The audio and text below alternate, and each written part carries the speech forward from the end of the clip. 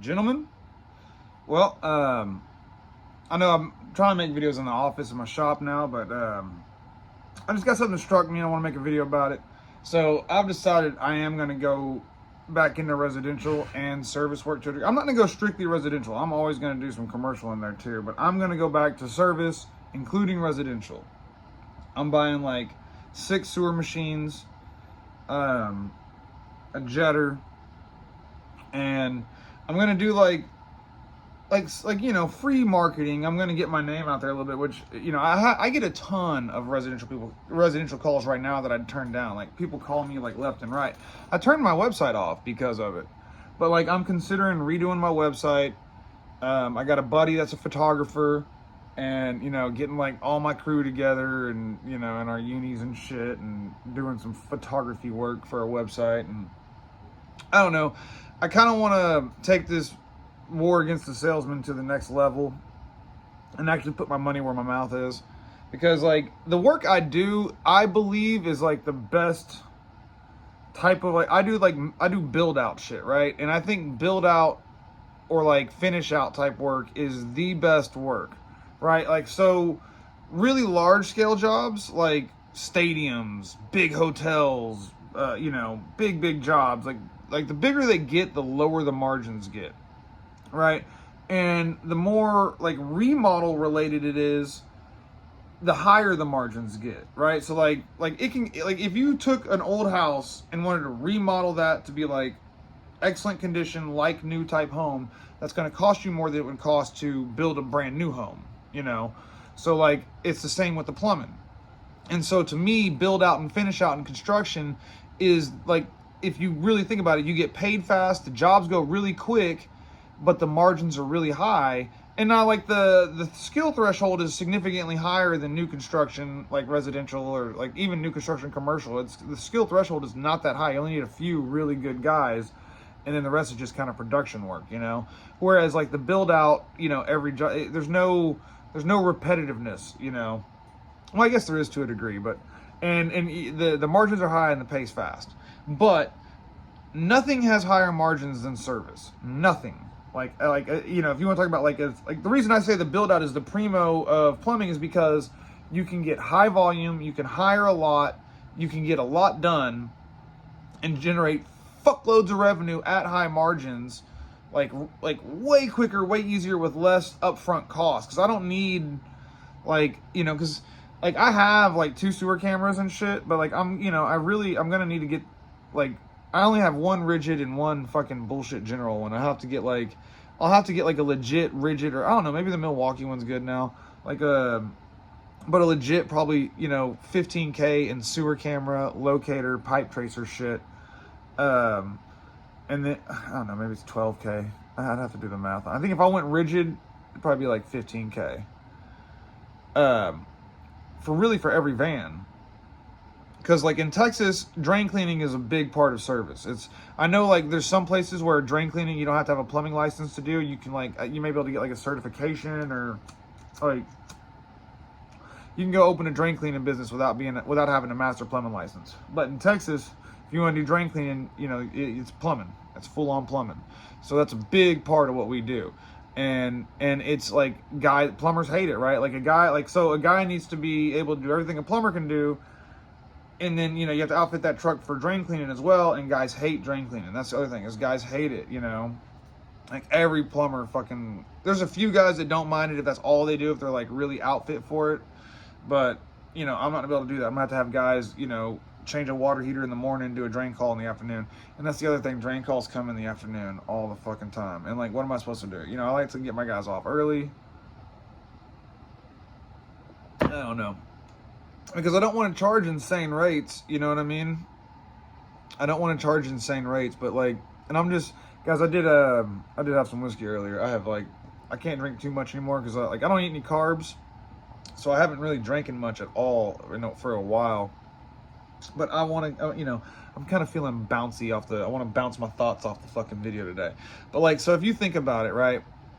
I buy my vehicles cash, but I still got to kind of count that as an expense.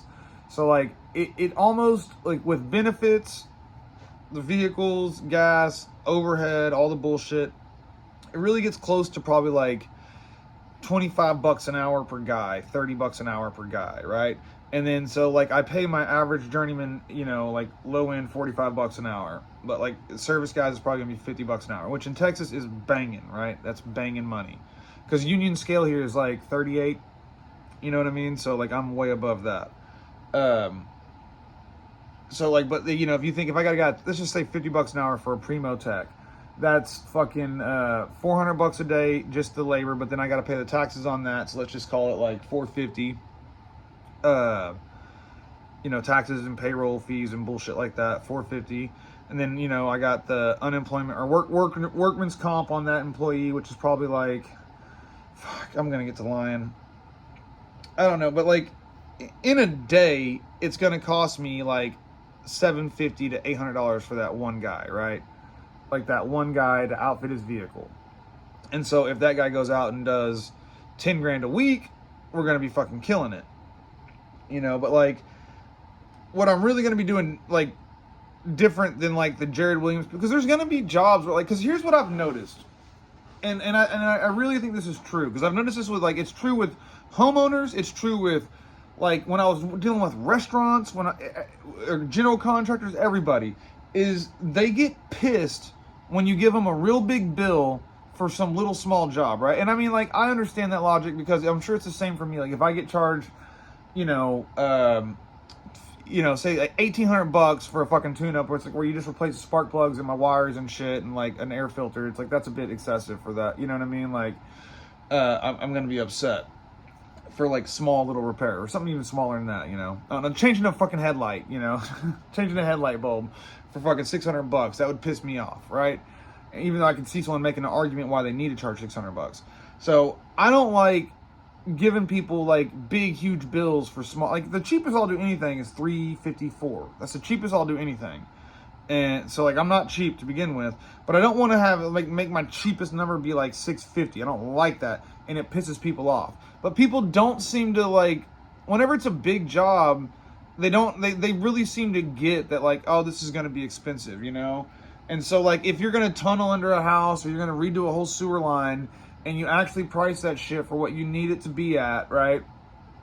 That's where you make your money, right? So the way I always made my money when I did residential is like helping people out a lot and being like your kind of friendly neighborhood plumber, but you know, like getting all the big jobs, replacing sewer lines, replacing water service, replacing water heaters, installing tankless heaters, installing water softeners, like whole home softeners, shit like that. And once you get those big ticket items, it's really easy to like get 3 jobs in a week that pay $3,000 to $5,000. You know what I mean? And so if you can get that one tech doing that, and then kind of not getting ticky tacky with people, going out doing calls for like $350, maybe I may even go down a little bit if I'm going to do residential, just to kind of like, I don't know. I'm just bouncing this, guys. But it's probably going to take me like a couple months to do it, because I do feel like I have a shitload of money, but I don't want to burn through all my powder, right? But like, here's the financial situation I'm in. Like I've got, like, you know, I'm always like kind of ahead of shit, but like right now I probably actually owe like $100 grand to supply houses, and that's all I owe. My overhead's not that crazy. It's probably like 20 grand a month, probably round about that. But like I've got like, not in my personal account, but like in the business account, like, you know, not the money I have, but the business, there's over 100K. And like, you know, my wife was saying like, of the work we've completed, like there's like 2 jobs that I'm waiting for inspections on, but I've already paid for all the fixtures, everything's in, but I can't call for one of them until this electrical's done, and I can't call for another one until, I don't know, they say we're in phase 8 and we have to be in phase 11. I don't know what the fuck that means, but every city has different inspection bullshit, right? But once those 2 close, I get a fuckload of money. And so I've got like 251,000, what you said, don't let me lie. 251,000 coming in from jobs I've already completed. And so like, let's just say I've got like 100 grand in flush, in cash. I pay that supply house off. I still have, that put me at like 250 there, because that's just in the big jobs, right? As far as service work goes, like commercial service work, I've got, you know, I recently did a project in Plano that was like $17,000 to replace a bunch of cast iron. That's all already done and paid for. I installed like 6 sub meters. One of them was like $6,000. A lot of them were like 3,000, 4,000. I got a $12,000 job. We traced out all the sub meters in this huge property, right? We went through each lease space and checked all the sub meters, and it was a big service project, and it's like 12 or 13 grand or something for that invoice. And I've got like, I don't know, I haven't gone through the math because I can't remember it all, but it's all invoiced. But it's like $80,000 in service coming in and like $250 in construction. So it's like, I'm kind of actually slow right now a little bit. Not like I have plenty of work for everybody, but I'm not like overloaded. And like I've only got like 3 bigger jobs on the books, and I'm not freaking out at all because I've got so much goddamn money. But like it makes me worried. Should I? Like, this is just, I'm being real honest with you guys about the money situation, you know, and I'd like to hear what y'all have to say about what I should do. I'd really take the advice. Is it smart for me to just say, okay, fuck it, let's go drop, because I'm thinking I'm only going to want to hire one guy at first, and just that guy is going to be my service guy. He's going to be doing residential and commercial, and I'm going to pay him I'm going to pay this motherfucker so much money because I don't want to burn him out. Like, but it's like, if I give you a drain call at 3:00, I'll throw him an extra $100 every time I do that. Something like that to kind of motivate him more. But just get one guy, get a van, buy him like all new shit, new ProPress, Mega Press, fucking sewer camera, locator, tracer, uniforms, and deck that fucking van out and just buy it cash. And just kind of slow, you know, and if I get him to where he's too busy and I'm having to pull my construction guys off for service projects, which I already do, right? Like I already have 2 guys that like, that's all they do is like commercial service, but it's not residential. It's different. And I don't do drain cleaning. And like, although I'm adding that. I don't know, but I do have every intention on adding HVAC in about a year. Not even a year. Like I want to add HVAC around like February, March next year, so that's less than a year. And so if I can get to where I've got 3 service plumbers like separate, because I want them separate, and I don't know if this is possible, but I want to bifurcate this shit, right? Like I want to get like service guys that do only service and construction guys that only do construction. Because right now I've got like 2 or 3 of my construction guys constantly doing service projects. Like they're like, it's like 60% of their time is spent on service, and I'm making bank doing it. Like, but I've shown y'all like my commercial service shit. It's bigger projects, you know. So I don't know. Maybe this is a bad idea. Maybe I'm just like half drunk and fucking rambling. I don't know. So y'all let me know what you think. Is it you know, should I like be a little more cautious with my dough? Because you gotta realize, guys, there's a lot of people counting on me. I got a lot of employees and a lot of, you know, so like, and I am a dumbass, right? Like I've never done this shit before. So like, I don't know what the fuck I'm doing.